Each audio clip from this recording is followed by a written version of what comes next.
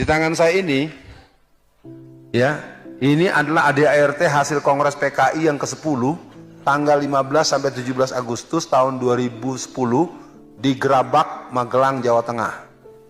Ya, jadi PKI itu terus melakukan pertemuan-pertemuan mereka. Di Jerman itu kumpullah kelompok-kelompok Solidamor, kelompok-kelompok demonstran yang banyak belajar bagaimana memobilisir masyarakat.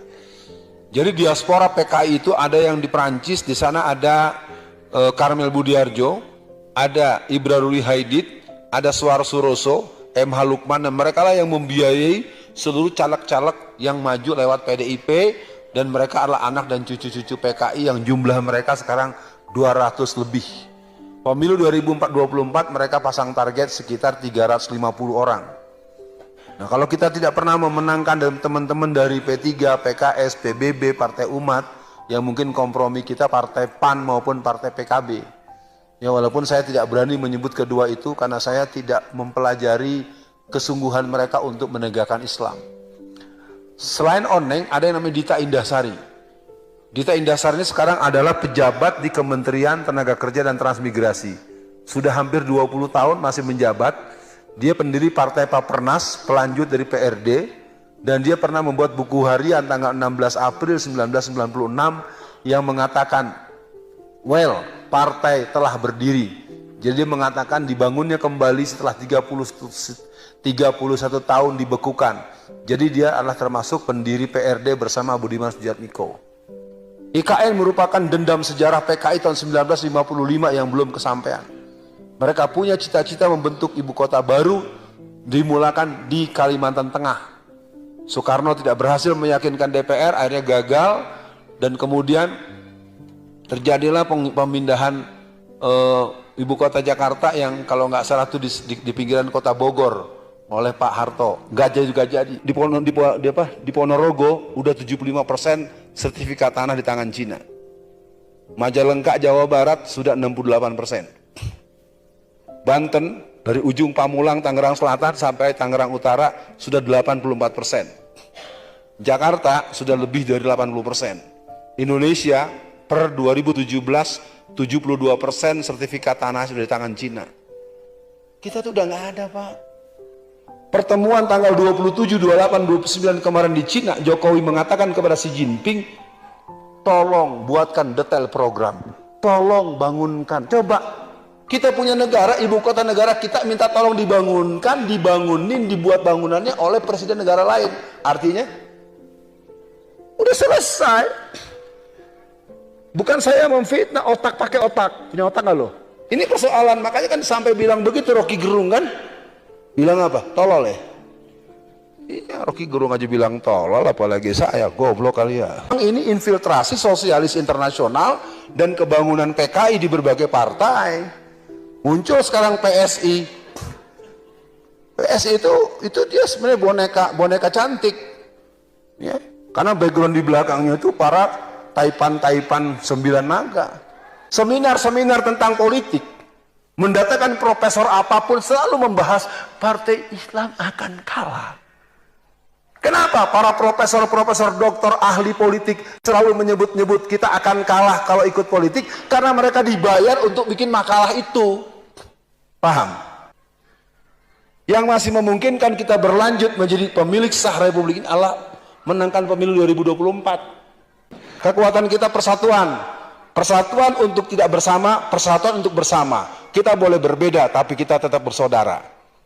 Negeri ini punya sejarah. Cina-Cina jangan sembarangan mengambil negeri kami.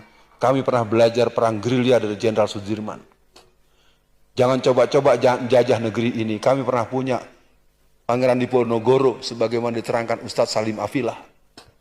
Jadi negeri ini tidak akan pernah lepas ke tangan para penjajah selama kita tidak pernah ragu dengan pertolongan Allah. Kami tanggal 18 November kemarin, seluruh dai dan ulama se-Indonesia terbatas diundang ke Jakarta. Tempatnya di Adzikra Sentul, tempat Kiai Haji Muhammad Arifin Ilham.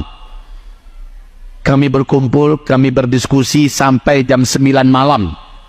Acaranya dari pagi sampai jam 9 malam. Masya Allah.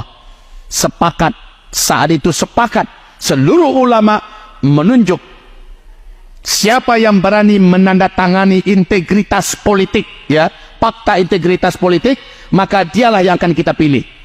Terus terang Bapak Ibu, dari 3 calon undangan yang kita undang untuk mempelajari, membaca dan menandatangani, hanya pasangan Anies Baswedan dengan Muhaimin Iskandar yang membacanya, kemudian sepakat menandatanganinya. Apa isinya? Kemuliaan Indonesia, demi Allah. Kemuliaan Indonesia, kemuliaan Islam, kemuliaan NKRI, kembali bangkit NKRI di mata dunia, ekonomi, militer, politik, agama, bangkit. Ini isi daripada fakta integritas itu. Kalau Anda terpilih menjadi presiden, kami akan pilih Anda bila Anda ingin memenuhi syarat-syarat ini. Dan mereka mengatakan, kami pelajari, setelah itu mereka tanda tangani. Pak, dengan itu tetaplah sudah. Dari hasil ijtima ulama, tanggal 18 November 2023, pilihan ulama Islam pejuang Ahlus Sunnah wal Jamaah dari Sabang sampai Merauke jatuh kepada Amin, nomor 1. Maka dengan ini Ustadz Abdul Somad sudah nggak malu-malu, sudah tidak ragu-ragu lagi mengatakan pilihan kita adalah Amin, karena mereka yang akan mengantarkan janji fakta integritas ini untuk diterapkan bila mereka memimpin. Maka umat Islam tak perlu lagi ragu, tak perlu lagi bimbang, tak perlu lagi takut, tak perlu lagi harus berpikir banyak, pakai istikharah, nggak perlu. Para ulama sudah duduk dan ulama sudah memutuskan. Maka dengan ini kita hanya tinggal sami'na wa ata'na. 63 yang itu diberlakukan oleh Bung Karno semuanya. Undang-Undang Mahmilub itu diberlakukan atas Kepres Bung Karno nomor 370 tahun 65. Ketika itu Pak Harto mengatakan, Bapak Presiden, ini bahaya nih PKM melakukan tindakan ini, saya perlu Mahmilub dipakai undang-undang Bapak ini. Maka keluarlah Kepres. Tentara disuruh mengadakan pengadilan Mahmilub itu. Yang diadili satu, putusannya final dan mengikat, tidak ada banding, tidak ada kasih. Yang kedua, dia juga bukan hanya mengadili militer, tapi mengadili orang-orang sipil yang melanggar ideologi negara. Nah, itu satu. Nah, sekarang larangan terhadap komunisme, Leninisme dan Marxisme itu sudah dituangkan di dalam TAP MPR nomor 25 tahun 1946. Itu sudah tidak ada ceritanya untuk bisa dicabut, itu tidak bisa dicabut. Karena begini, TAP MPR nomor 25 tahun 66 dibuat ketika MPR itu berkedudukan sebagai lembaga tertinggi negara, mengeluarkan TAP nomor 25. Nah, sesudah itu ada amandemen Undang-Undang Dasar, TAP MPR ini tidak boleh lagi ada. TAP MPR yang sifatnya mengatur menjadi jenjang kedua dari tata urutan perundang-undangan itu sekarang tidak ada. Gitu.